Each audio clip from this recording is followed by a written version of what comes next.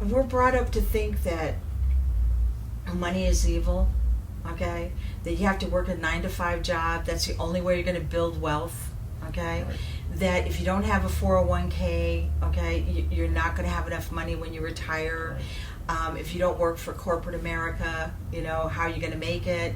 And if you don't go to college, you're just not going to amount to anything. But your business is so different from that. Yep. So I want you to give me a little insight of how did you come up with that? Well, it all started when, actually, I always had an inkling or a liking for different way of thinking, right? And I probably ascribed that to one of my math teachers in high school when I was about 16. He was all into Eastern philosophy and thinking differently. At that time, I actually took one summer and read the Bhagavad Gita, which is like the Hindu religious book. Right. I didn't actually know what I was reading, but I read it, right? But he really made me start stretching my whole way of thinking. And I'm glad that he did that. And then after that, I had my karate teacher who gave me a book to read when I was leaving Antigua called Psycho-Cybernetics by Maxwell Maltz, which is a plastic surgeon. But he was fascinated that people, even when they got fixed, they still were unhappy. So what's that thing that's making us unhappy? And it all boils down to our limiting beliefs, or what I like to call so-called limiting beliefs. So I ran into a book, and the book's called about NLP, which is Neuro Linguistics Programming. Basically, in a nutshell, is the way we can use how we speak to ourselves to change our habits and influence ourselves and other people. See, you just tapped on something. People don't realize we have to influence ourselves Absolutely. before we can ever influence anybody else. Absolutely. What we see is what's in us. Out here, there's no out there really. Right. It's all in us. Whatever's out there is what we produce. So let me ask you a question. What are some of the techniques, or what is the one thing that we can do to change today? To change one thing. I'm glad you asked. The main thing that I've seen with my clients is very simple. It's reframing how we look at things. And you may think, oh, that's too simple, but think about it.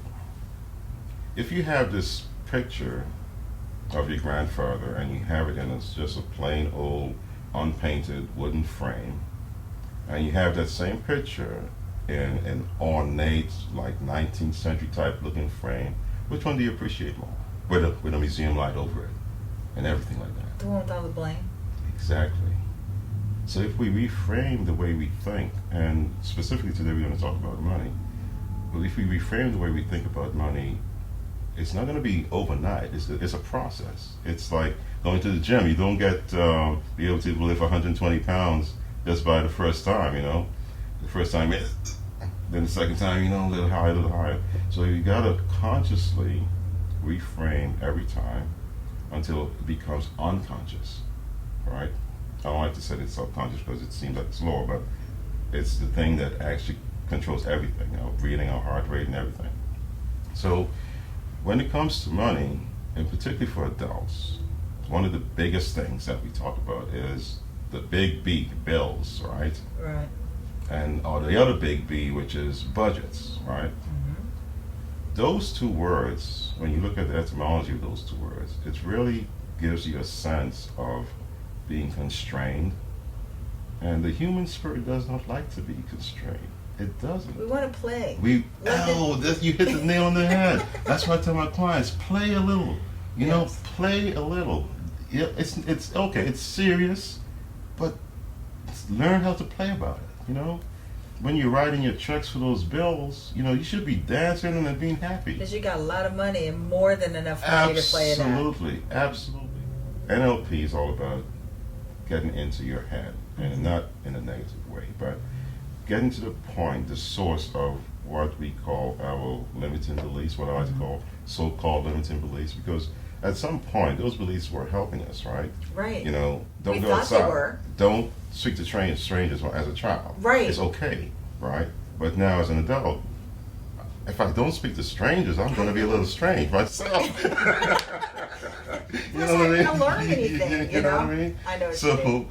So, I'd like to say so-called limiting beliefs because they had the time and the place, right? Right. But as adults, or even teenagers, young adults, we need to look at things a little differently, right?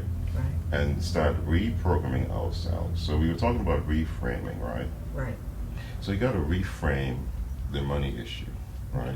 Mm-hmm. It's not that it's not challenging because it's a human experience.